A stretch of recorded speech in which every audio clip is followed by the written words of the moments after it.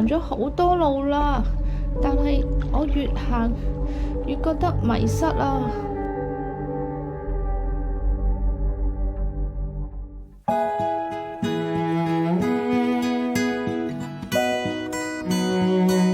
願神成為我腳前嘅燈，路上嘅光，帶我行返去應該行嘅路上面啦。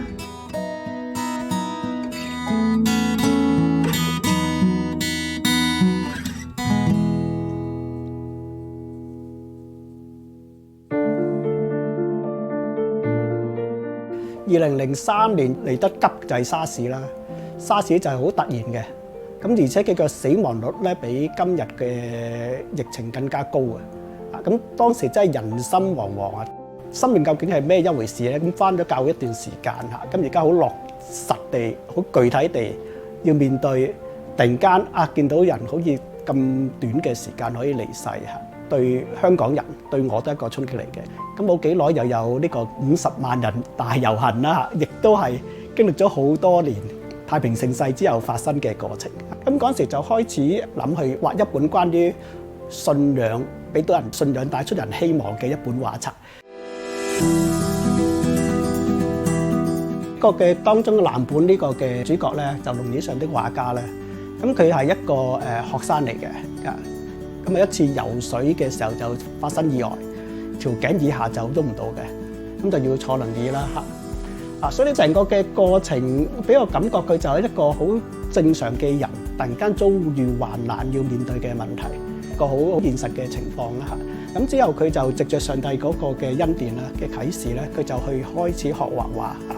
咁畫畫嘅時候佢就發覺原來人生唔係單單佢嘅現實就係咁樣停落嚟。原來藉着信仰咧，可以繼續向前行嘅，佢可以成為別人嘅祝福，可以讓一啲同負患難嘅人咧，可以多咗嗰份嘅希望。一個種子嚟嘅，喺對我嚟講係，即係點樣透過我嘅畫畫，點樣去幫到人咧？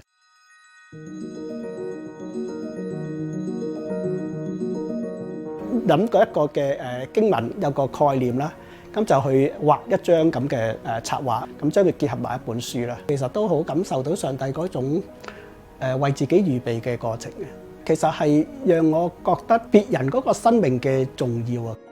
因為好多時咧，自己做廣告或者做設計都好咧，都好專注個人嗰種感受嘅嗰種藝術創作啦嚇。不過去到要去祝福人或者去將自己恩賜運用咧，就係呢個繪本讓我真係將自己嘅生命重整，藉著自己生命去幫到其他人。叫做第一次咧，將信仰同我自己嘅恩賜咧結合嘅一個過程嚟嘅。回想當年喺畫繪本《天不常藍》嘅時候，朱建倫已經開始諗到召命。喺思考嗰3-4年間，佢以摔跤嚟形容自己同神嘅關係。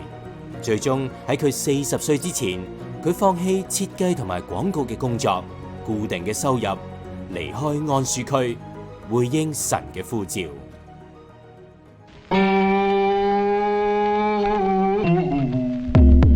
上神學院之後咧，都好多客咧打電話俾我㗎。你幾時落嚟傾同我傾呢嘅一個 project 啊？咁有啲心會喐嘅，其實真係會嚇，同上帝承諾啦嚇。其實就應該係一個冇擔着嚟回頭看嘅一個過程啦。咁所以就將一啲比較貴重嘅畫畫器材啦，就送晒俾人啦嚇。專心投放喺神學方面去裝備好自己。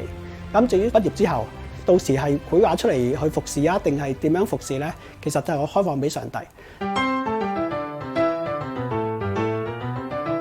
上帝嘅意念即係高過人嘅意念啦。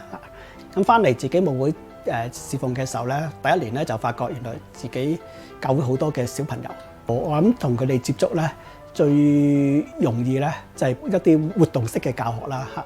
之前嘅專業啦學過嘅工作咧，咁上帝會讓我用得翻嘅。咁譬如我會用一本你很特別呢本書啦嚇，同佢哋講完個故事啦，講咗成個嘅上帝點樣睇人一個嘅信息之後咧，佢哋揀角色啦，去演繹翻成個嘅故事啦，就係首映期。佢哋每日喺大街小巷裏面都會俾遇到嘅人貼貼紙㗎噃，就會畫落膠片度咧，釘啲公仔，跟住再喺後邊打燈咧，跟住就做一個嘅劇嘅嚇。咁佢哋就會做翻自己嘅對白啦嚇，跟住講完之後就將佢剪翻一條片啦嚇。咁成個過程佢哋成個體會到，其實唔同人有唔同嘅角色，都好特別喎。其實嚇佢會接受翻自己多啲咯嚇，呢個都係我想達到嘅目的啦。喺14年啦，我就見到有社會嘅事件發生啦嚇，咁嗰陣時就可以思考點樣讓人可以嘅心靈上多啲嘅安慰咧，係咪可以用自己畫畫呢樣嘅恩賜咧，去幫助人有多份盼望咧嚇？又係啦，覺得自己唔係好足夠嘅裝備，感恩啦，上帝有預備啦，咁就參加咗一個聖像畫嘅體驗嘅工作坊嚟嘅。咁呢張就係好嚴謹嘅要求嘅一張聖像畫啦，因為畫嘅時候，咁導師就會帶我哋一齊靈修啦。咁過程中我係真係嗰個嘅心靈係好，縱使見到出邊好多嘅事情發生啦，咁都係有一個安慰嘅。咁呢個讓我一個反思到其實繪畫可以更深一層咧，去幫到信徒啦，去讓佢可以得到，就算點樣去環境處於咩狀態都好啦，都可以讓人得到平安同安慰。朱牧師嘅親身體驗啟發佢使用技巧簡單嘅和諧粉彩融入靈修，帶到教會，讓人以藝術表達喺經文中嘅領受。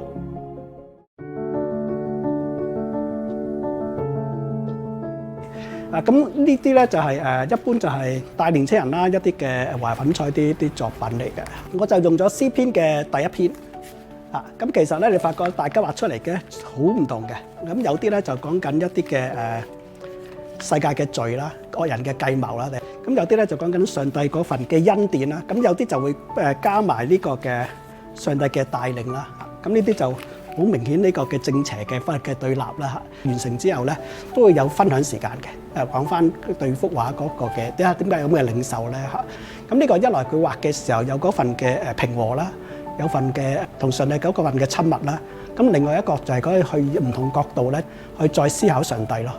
咁個教人啲踢咧，有啲弟兄姊妹真係翻去自己會靈修嘅，就透過和諧粉彩自己畫自己屋企同上帝有個親近嘅，一定要有聖經嘅經文，有上帝嘅話語嘅臨在就唔可以自由發揮嘅。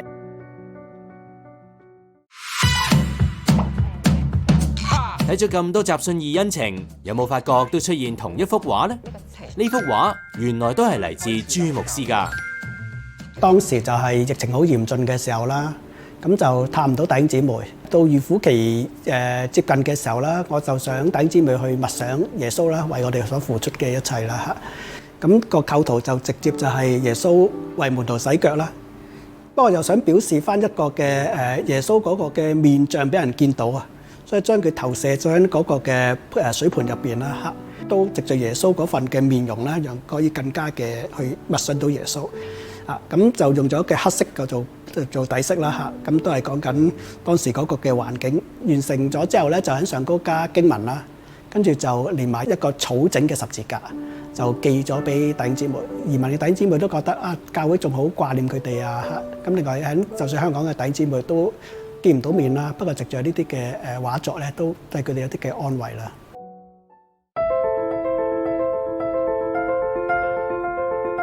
呢幅嘅圖像就係嚟自99隻羊嗰個迷羊嘅比喻啦。一路嘅牧會啦，其實都喺度諗緊啦。其實我信義會嘅特色就係我哋就去不斷去尋找迷羊啦嚇。咁我哋尋找嘅羊真係冇分到佢嘅背景嘅。我見我哋嘅咁多間堂會啦，有唔同嘅地區啦。有中產啦，有基層啦，有各式各樣嘅。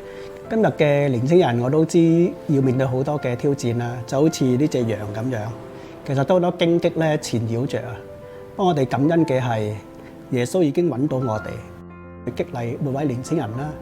今日面對嘅世代，我哋唔係靠自己去面對呢個嘅世界，而係靠着耶穌基督嘅愛啦，藉着教會其他弟兄姊妹嘅支持咧，一齊去走呢條路咯。